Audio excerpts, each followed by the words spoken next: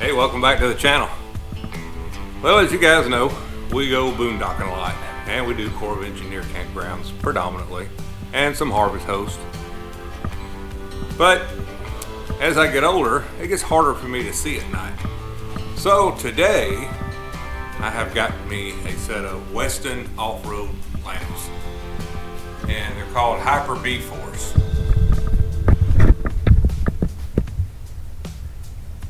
This is what I'm going to be installing on the truck today. That way, I can see a little better. So as you guys know, I have a 2016 F350. It's a Super Duty, 1-ton truck. And this is what we're going to be installing it on. It has driving lights or fog lights, whatever you guys want to call them. I'm going to be installing these beside the tow hooks. And the tow hooks are right here. Now Bill, this is for you. You know I never have to use them tow hooks because it's a Ford. Just a little jab at Bill there. So let me get these out, get a few tools out. Get started here in a minute, and I'll let you watch as I install them. Then you guys can tell me how many mistakes I made and how I should have really done it. But anyway, it's a kit. Comes already pre-wired. Excuse my workbench, it's a little messy right now, but it already has the switch that you put in. I may use this or use a different aftermarket switch. I don't really like those. It's just a hot, then grounds, 12 volt. It does run off a relay.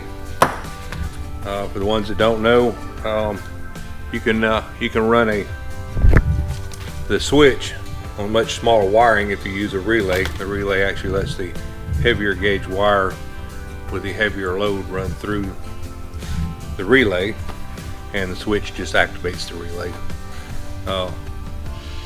Anyway, if you guys want to know more about relays, let me know. I know quite a bit about them. We had a shop where we built emergency vehicles here for over 20 years, and I got really intimate with how to use relays. So if that's something you're interested in, let me know. Put it in the comments below. So I already told you it's a Weston LED lighting. It comes pre-wired. Here's the two ends. And these are the light pods. Pretty nice.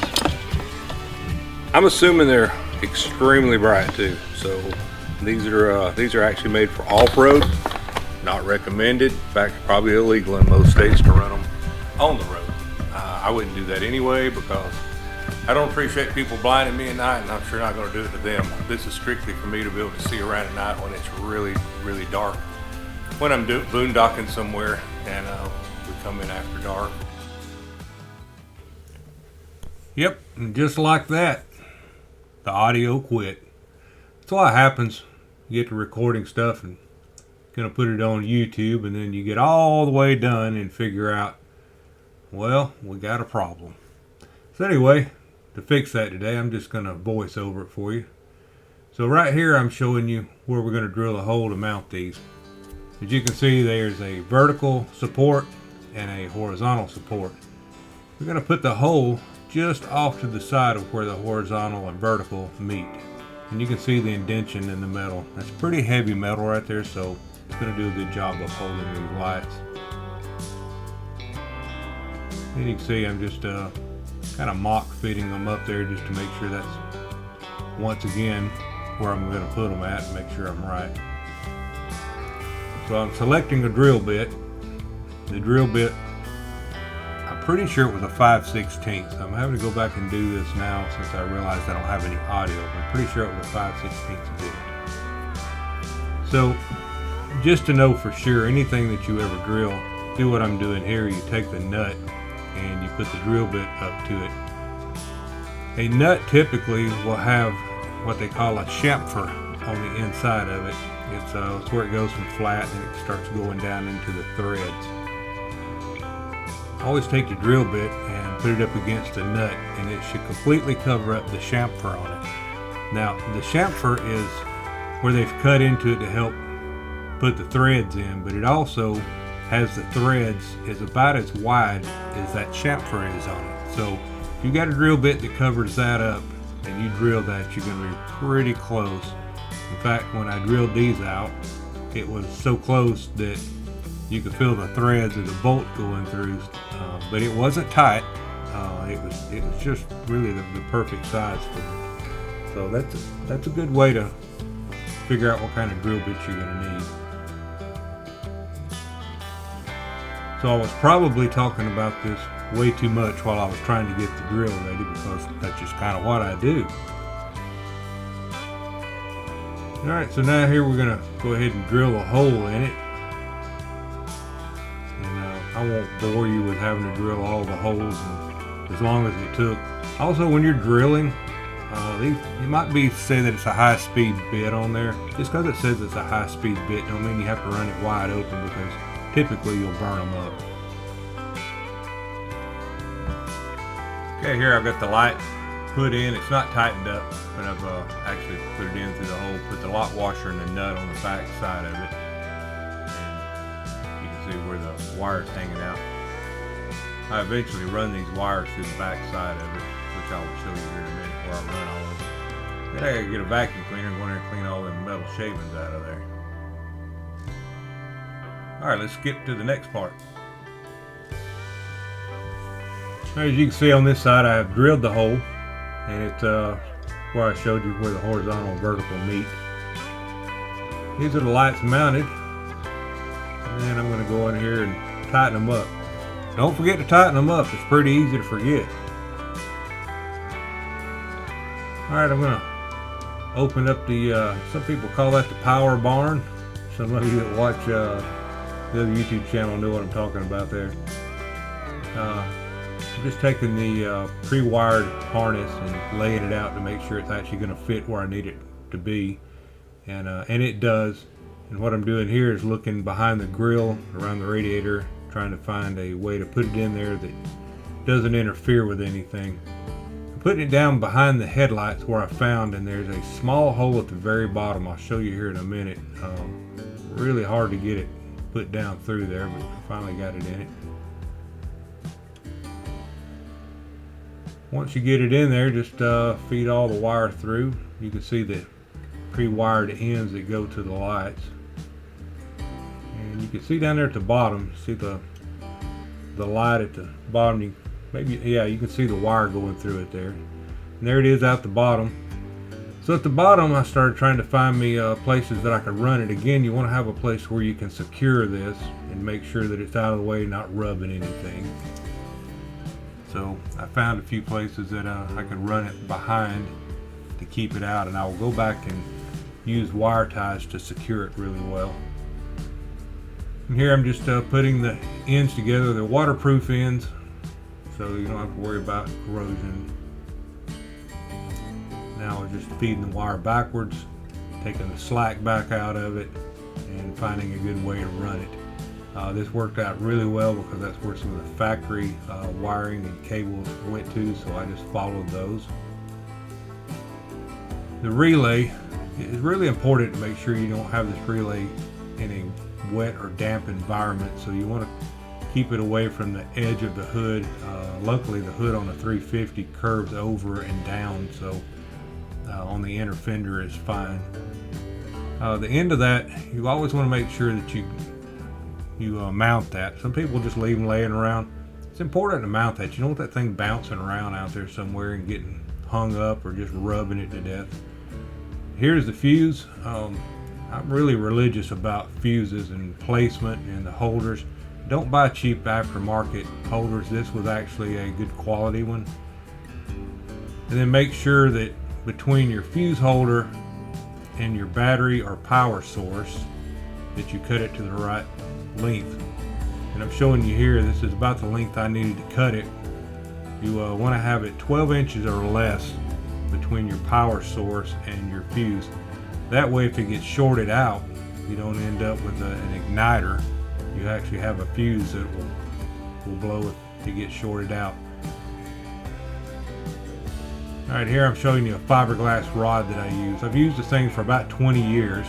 We built emergency vehicles in this shop for about 20 years, and This is what I always fish the wires through the firewall with. It's just a safe way to do it because there's no way for it to short anything out or rub a wire and make a raw spot in it to where it can get shorted. On the inside, on the firewall on a 350, there is a rubber plug that your wiring harness goes through, and there's a tip on the end of it that you can cut off that's put there from the factory that you can actually run the wires through, and I'm showing you right here where it goes. So I've run the fiberglass rod through it, and then on the other end here you'll see that is the switch I have in my hand. We're going to run it through the firewall where I can get in there to the dash where I want to mount it. But I've run the fiberglass rod up in there. I'm going to take the switch off of it because you want to try to pull that through that small hole that's going through the firewall. It's just enough room really to pull the fiberglass rod and the wires through. And the grommet is it's a self-healing grommet, and by self-healing I mean that when you pull the wire through it, as long as you don't get too big with it or cut the end of it off the grommet for the wires to come through it, once you pull it through, it will actually tighten back up around it and seal it off. I'm not a big fan of having diesel fuel smells coming up in the cab or anything else, or even the noise. But Ford puts that grommet there for that purpose. Again, you just cut the end of it off and then pull the wires through. Also, I didn't show you, but I used silicone spray right before I went to pull it through. It makes it just slip right through there really easy, and it doesn't put any pressure on the grommet. So I've pulled the wire through that has a switch on it, and took all the slack out. It's real important to make sure that you don't have your wires all twisted up. Just take a few minutes and take a little pride in your job and make sure they're all straight, running in a place where there's no interference with it. Especially in places like where I'm putting this, you want to make sure that the hood shocks and stuff don't get down and get in the way. Now what I'm showing you here is there's bolts that goes through these battery terminal connectors.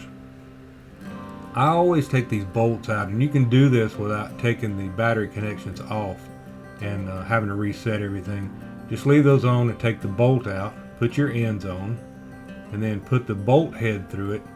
That way, whenever you have to take your battery loose, if you end up having to take the nut off that side right there, all your wires don't come off and get all over the place and you start having to try to round them up and put them back on. If you put them on the head side, it keeps really nice flat tension on it, so